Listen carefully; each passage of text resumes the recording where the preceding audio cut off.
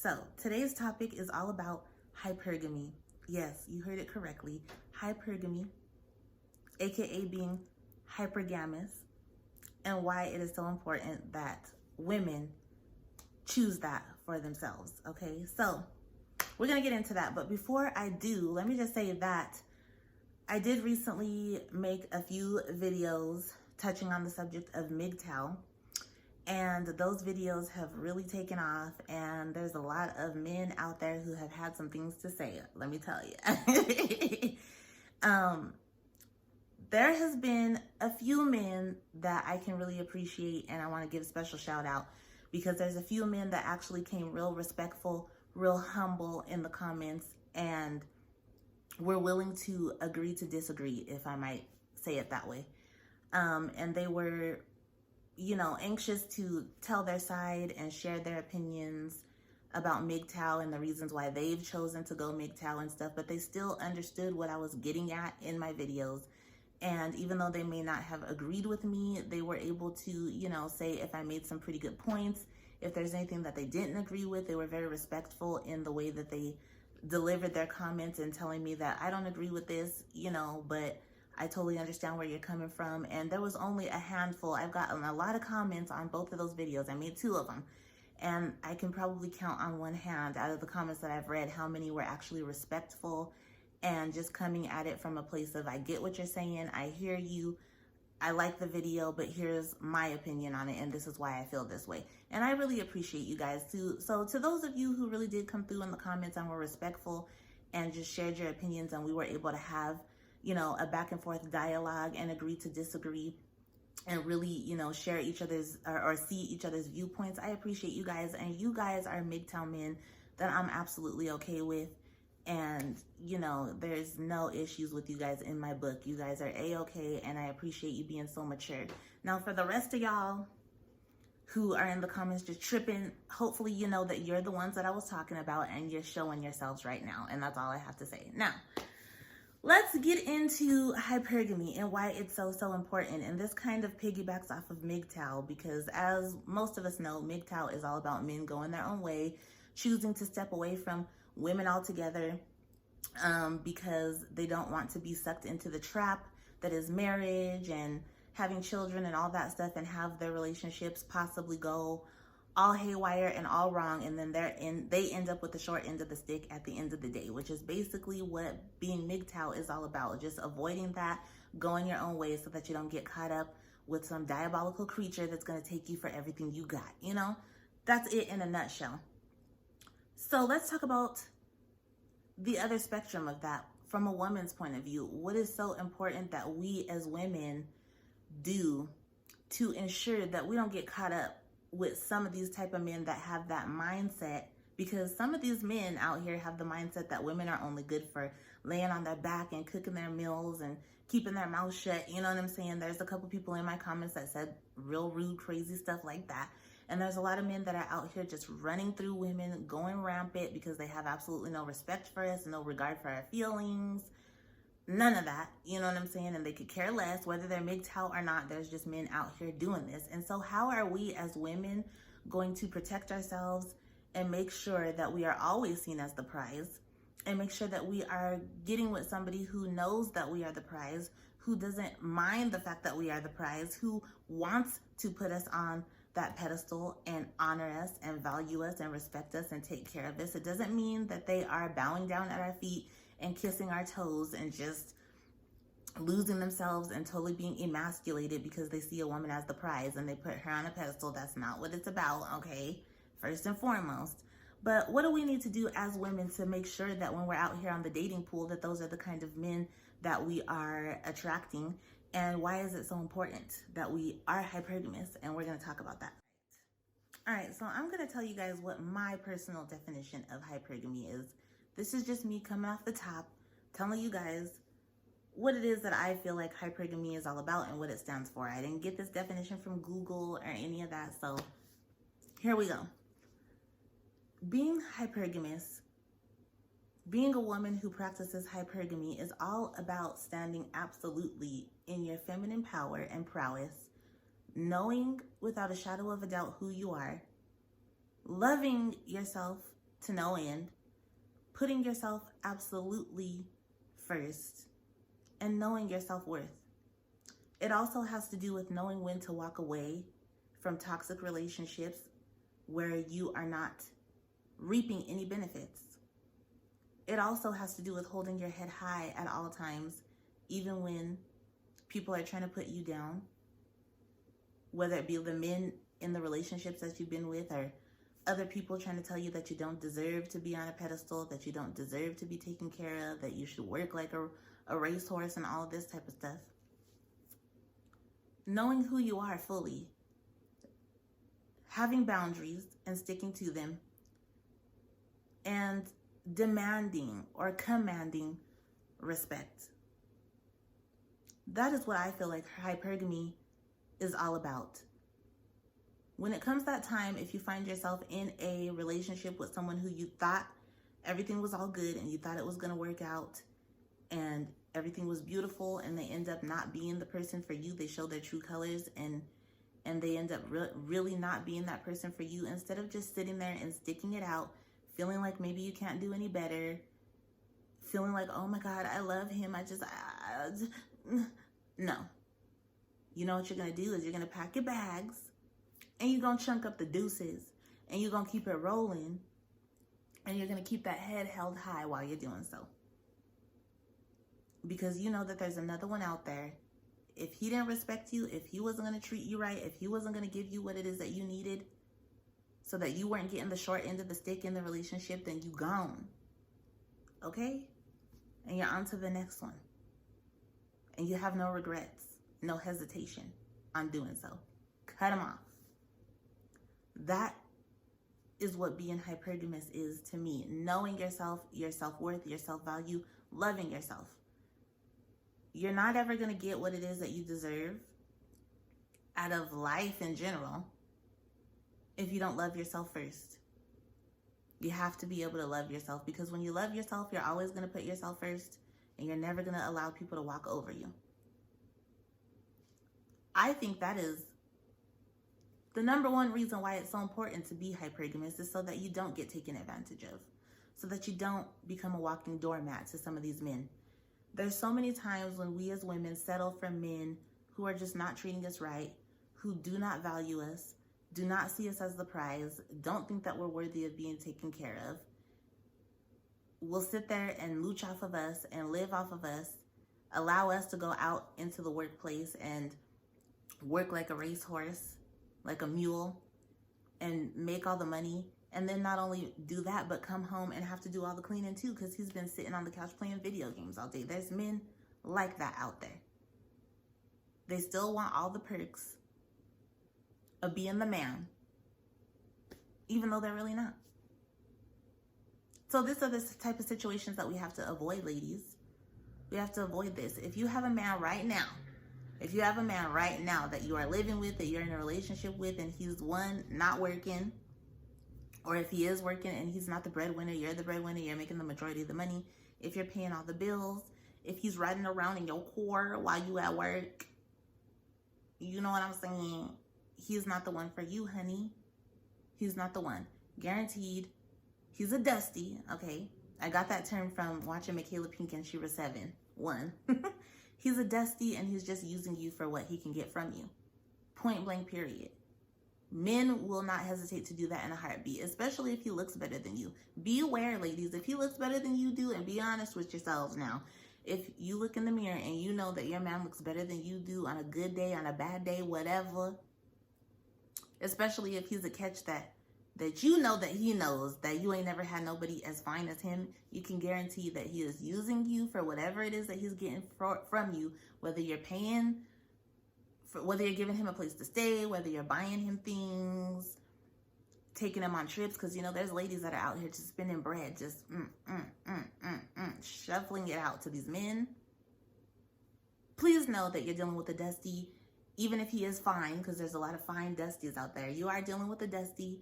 He's only there to use and abuse you, and as soon as he finds the next best thing, which he is definitely on the lookout for, he is out the door, and it's going to leave you with absolutely nothing but heartbreak, a lot of time wasted, and you're going to be feeling pretty resentful.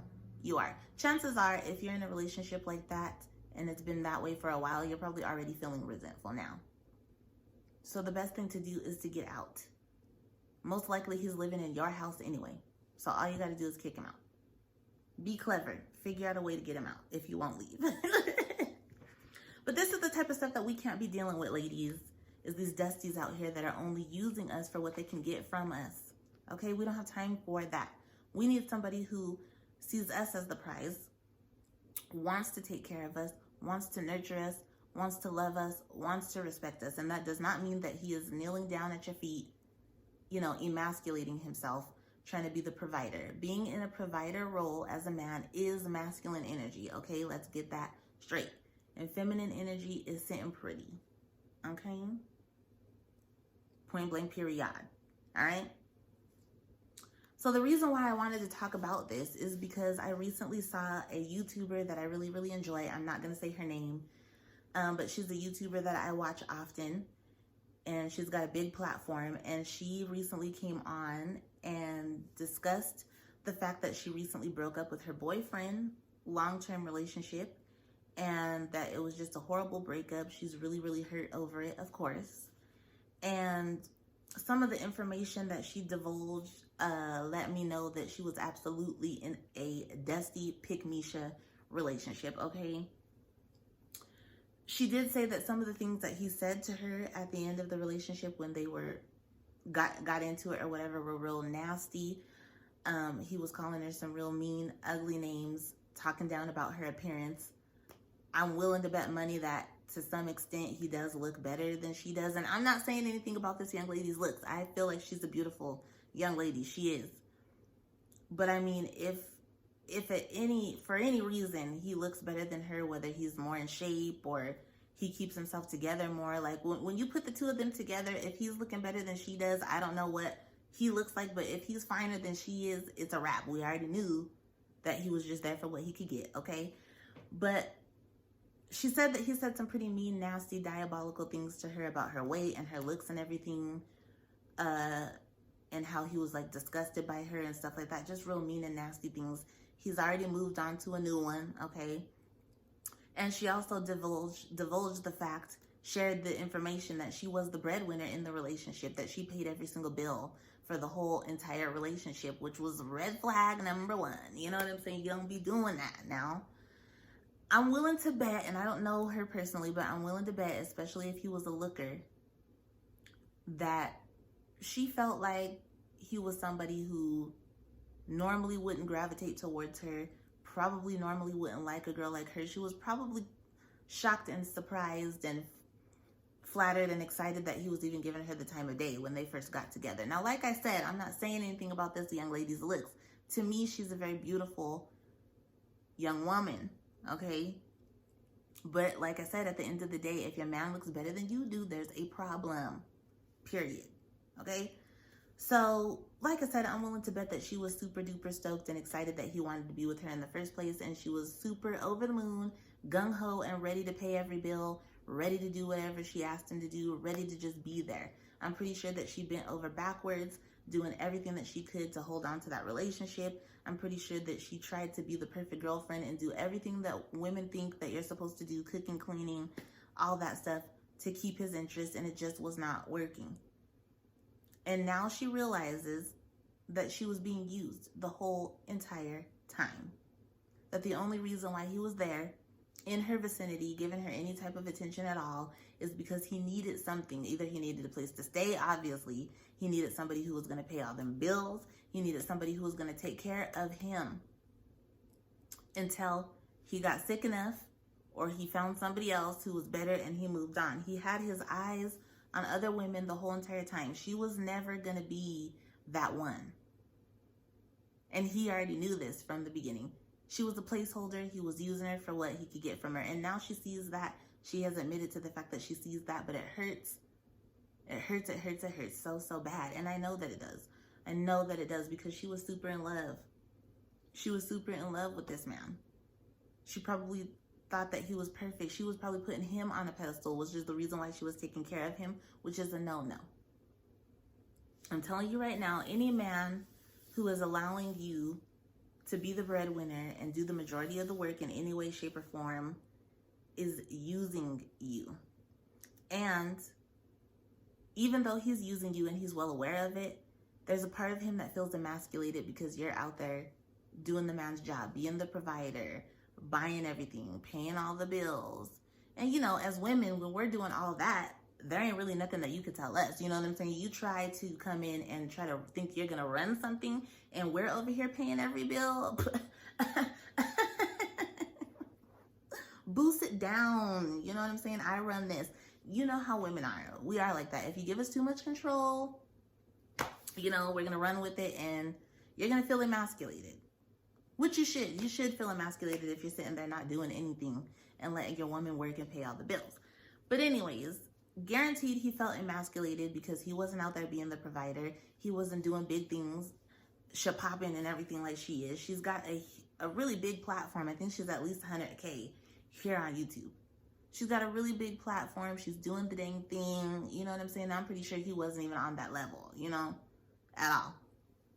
So of course he felt emasculated. But you know what a man who feels emasculated is going to do? He's going to go out and he's going to find a woman who makes him feel like the man. All right?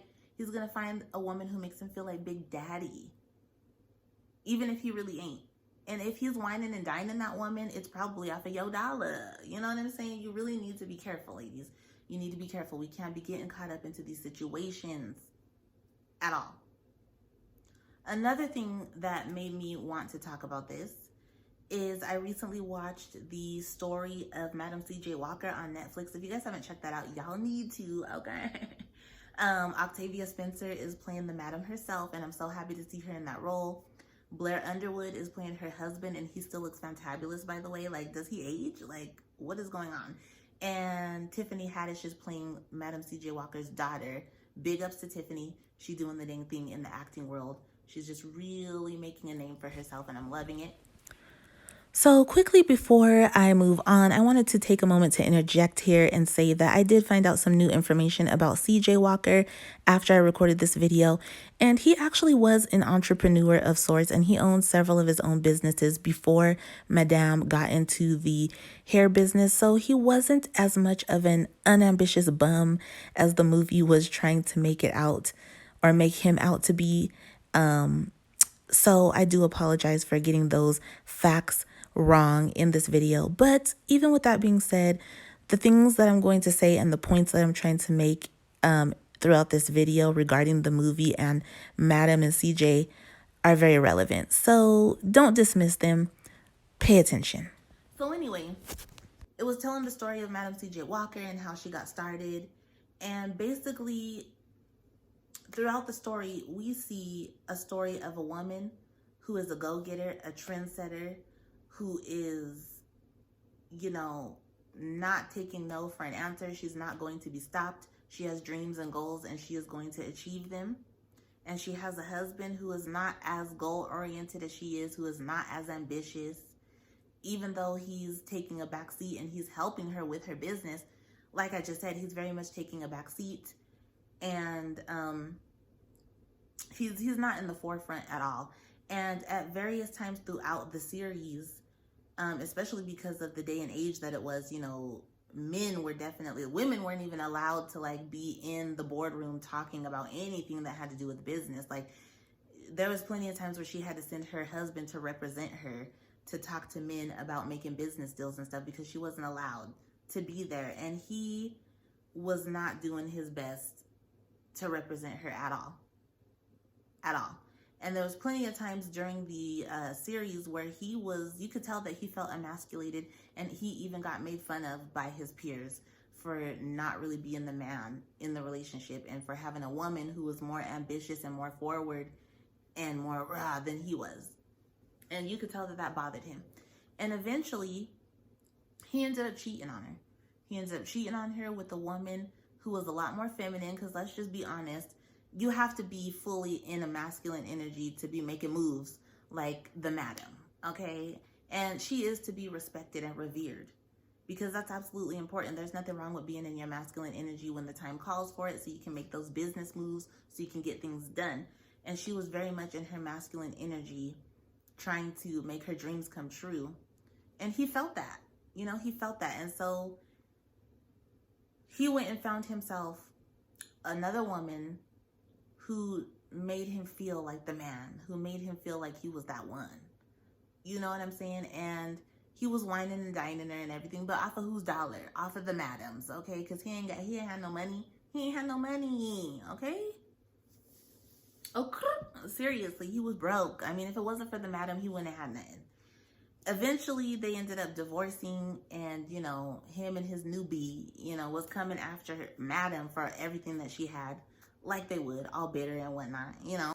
And he was really trying to take her for everything she had because he was mad and bitter because he spent the majority of the relationship feeling emasculated.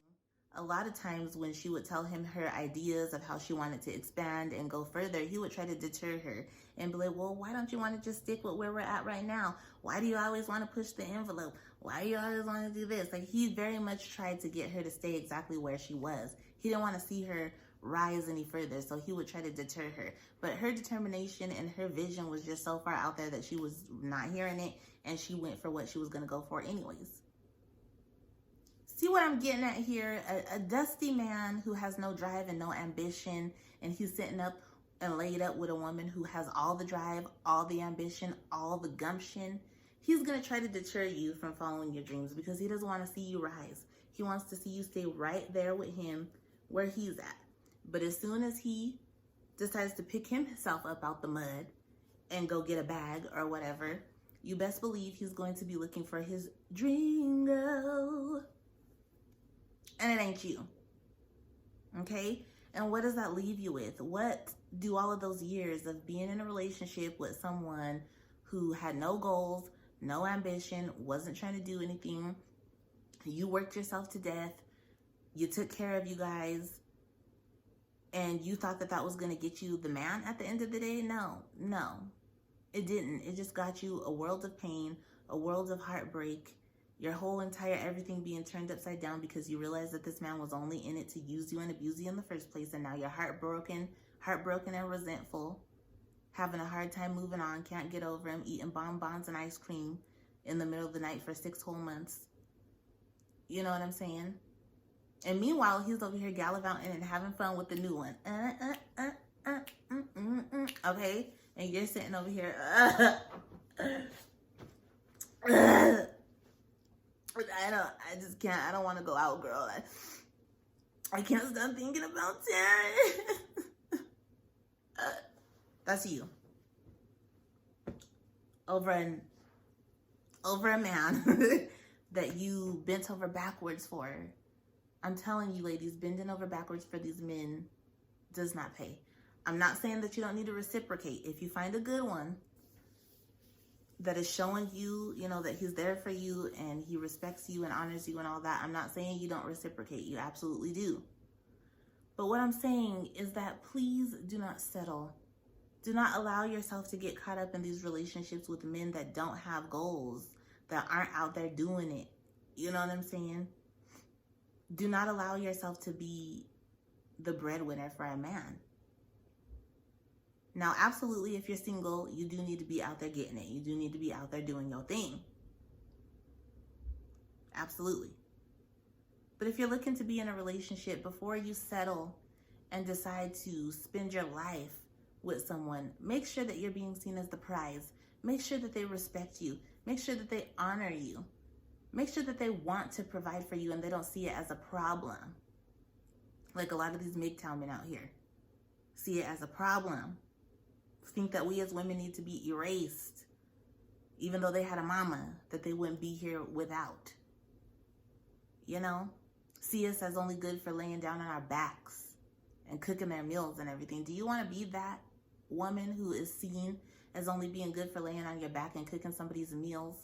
Somebody who has absolutely no respect for you, somebody who walks all over you, takes advantage of you, allows you to do everything. Because oftentimes as women, we think that, oh, if I do the cooking and the cleaning and I go out and work and I pay the bills and I never give him any problems, I'm just a good housewife and he's gonna love me. No, he's not. Okay, he's going to learn to disrespect you more and more, and he's just going to continue to take advantage of you at every single turn.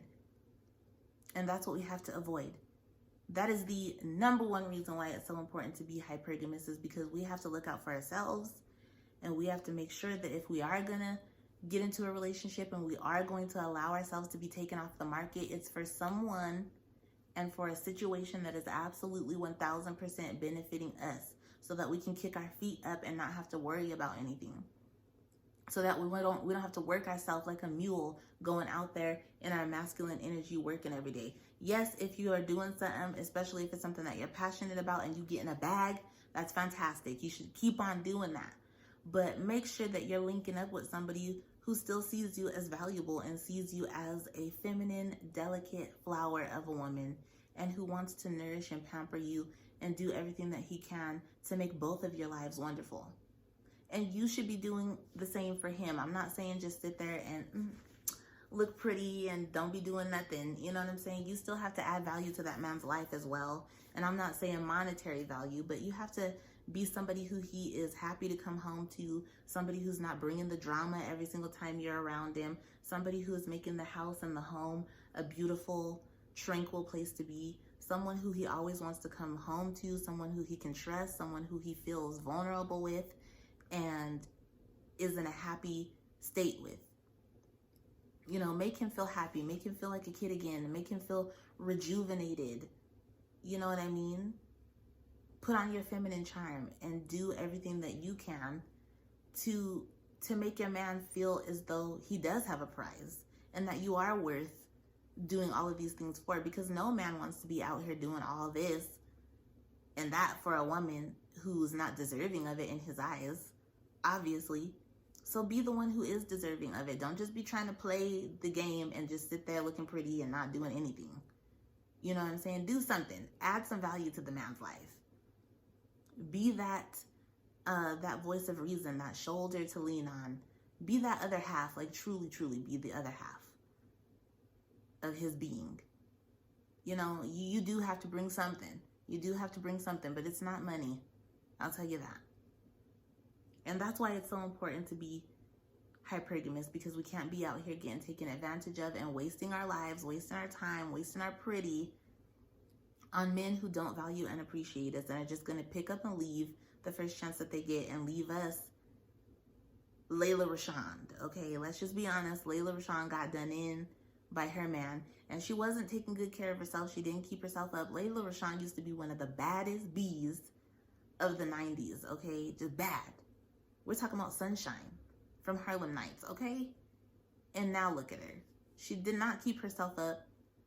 And look at who she lost her man to. She lost her man to Charlie Murphy's ex, or not Charlie, Eddie Murphy's ex-wife, who is the same age, in their 50s, and she looks phenomenal. She has kept herself up, and she can snag just about any man that she wants. But Layla has got some work to do before she can go out and get a man.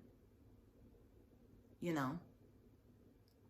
And that's just an example of why we need to strive to, like, be in our feminine energy and be as stress-free as possible so that we can keep up our looks. It's a full-time job to keep up your looks and be using all these face creams and these serums. Not only is it a full-time job, but it's very expensive to be getting your hair done, your nails done, buying the makeup and the lashes and everything, the clothes, the jewelry, all of that stuff. It's expensive and it's time-consuming. It takes time to look good. You know what I'm saying? Like, ain't nobody waking up like this, you know? Granted, you may still be beautiful when you wake up, but it takes time, effort, energy, money to keep all of this looking good. And you need to have the time and the energy to do so. And you can't do that if you're constantly working and running a whole entire household at the same time with a grown man who's supposed to be your equal. You can't do that. You're going to end up letting yourself go. And then when he leaves you, it's going to be hard for you to get back on the market. You're not going to be able to get back out on the market right away because you got to get your looks together. You know, where if you were in a relationship where you were valued and taken care of, you would have plenty of time for all of that stuff. And even if it didn't work out with that person, with that man, soon as he leaves, you got you another one. You heard me? Okay? It's very important, ladies. So ladies, practice hypergamy. Know your worth. love yourself, never settle, never allow somebody to make you feel like you're less worthy than what you are. And if you find yourself in a situation where you're being undervalued or devalued and you're getting the short end of the stick and you realize it and you recognize it, get out from the beginning. Don't sit there and let it fester, because it's not going to do anything for you but bring you down and mess your life up. And we ain't got time for that. So, hopefully you guys enjoyed that video. I know I didn't have, certain things just pinpointed out specifically to talk about. It wasn't that type of video. It was on a whim. I just felt like coming on here and speaking my mind, sharing my opinions with you guys. So please let me know, what are your opinions on hypergamy? Do you think it's important for women or not? And if you care to share your opinions on MGTOW men, do that as well. Do that as well. I know that if any of them watch this video, they're definitely going to have something to say. So, all right, guys, I'm up out of here. I love y'all. You know I do. And don't forget to hit the subscribe button, the notification bell. Give this video a like if you liked it. And follow me on IG at Evany88. All right, y'all. I'm out. I'm out. Mwah, mwah, mwah. Until the next one. Deuces.